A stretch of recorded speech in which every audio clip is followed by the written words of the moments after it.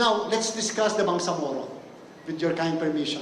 Bangsamoro. You see, the COMELEC was hell-bent in proceeding with the election in Bangsamoro. That's the reason why even after the decision of the Honorable Supreme Court, we were surprised, so surprised, because we did not expect such kind of decision, because practically the chairman and the commissioners were not aware of the case filed in the Supreme Court, because it was filed some years ago, too long ago, that we did not anticipate that in case a decision will be released. Now, here comes the decision removing Sulu as part of the Bangsamoro. You see, under the organic law, the provinces of Lanao del Sur, Maguindanao, Tawi-Tawi, Basilan, and Sulu must vote as an entire Bangsamoro.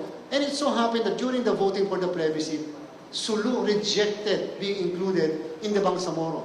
At that time, the pronouncement was that in the totality of the 5 provinces should be the basis of whether it was rejected or not. That's why the negative vote of Sulu was practically set aside. But here comes the Supreme Court. The Supreme Court said no, because Sulu rejected being included in the Bangsamoro, then Sulu cannot be a part of the Bangsamoro. You see, our problem is like this, and I hope you'll be able to level with me on this. Our problem is that there is the organic law, and there is the election code of the Bangsamoro, which we have to draft. And in the organic law, as well as in the election code, it says there that there should be 80 members of the parliament.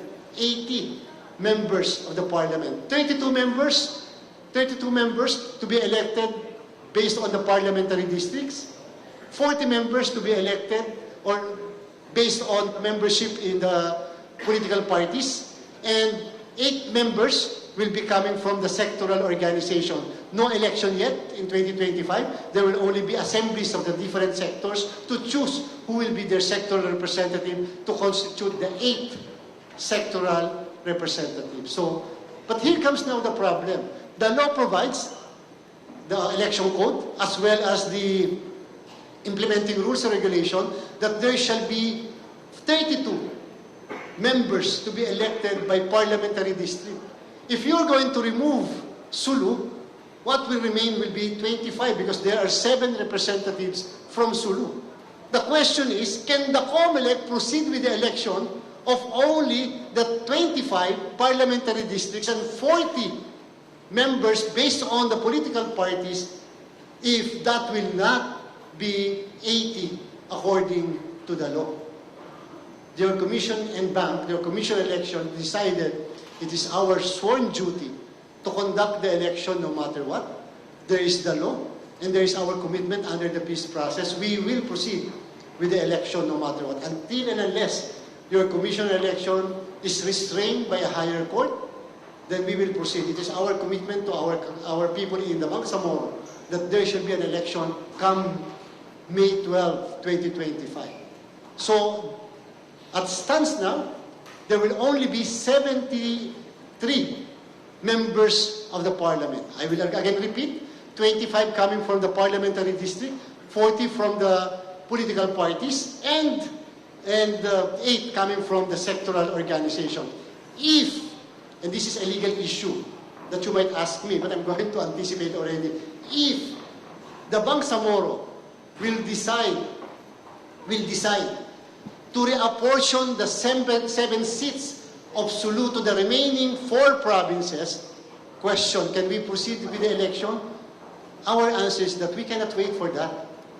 What if the Bangsamoro will not pass an act of parliament that will redistribute or reapportion the 7 seats? Then we will be waiting for them. And that cannot be the case. The exercise of our power and prerogative depends on the law, on our interpretation of the law, and it cannot depend on somebody. What if it will not be passed?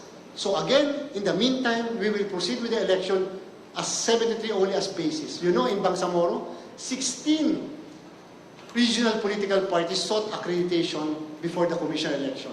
We did not yet accredit. We have no accredited political party yet. Why? Because at the time that we were supposed to release decision or resolution on accreditation, here comes now the decision. And the decision, removing Sulu, made it more complicated because by the removal of Sulu, you see one of the requirements to be accredited as a regional party in the Bangsamoro to participate in the election is that you must have 10,000 members. And the 10,000 members must include Sulu.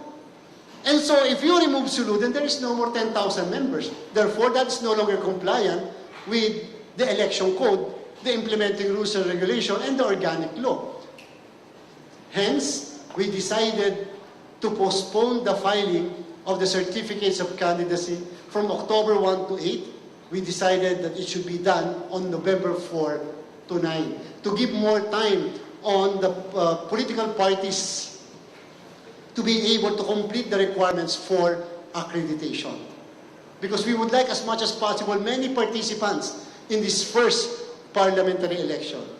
How do they elect members from the political parties? If, for example only, you have 16 regional political parties that will be competing for the 40 seats. The political party that will get 4%, for example, only one political party of the 16 will get 4%.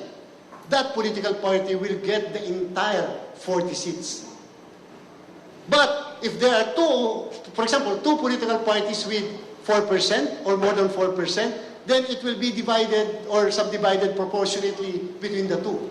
Or if there are 3 political parties or more political parties with 4%, it will be 4% of the votes cast in the Bangsamoro. That's how they determine the 4%.